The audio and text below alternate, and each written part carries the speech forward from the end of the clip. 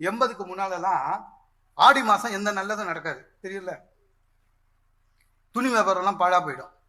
ஆனால் அப்புறம் என்ன பண்ணா, ஆடி கழிவுன்னு விற்றான். அப்படின்னா என்ன அர்த்தம்? ஏதோ பாவமானது கம்மி விலைக்கு கொடுக்குறான்னு.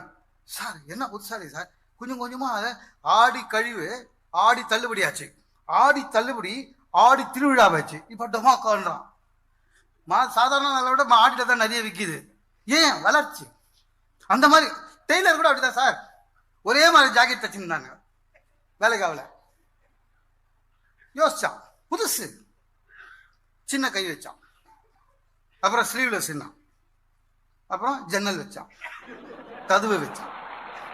சார் அன்னைக்கு நம்ப மாட்டீங்க, என் சொந்தக்கார கல்யாணத்துக்கு போகிறேன். என் சொந்தக்கார பொண்ணு பட்டு புடவை, பட்டு ஜாக்கெட்டு, முன்பக்கம் ஜாக்கெட்டு, பின்பக்கம் பிள்ளையாருங்க, எம்ப்ராய்டரி.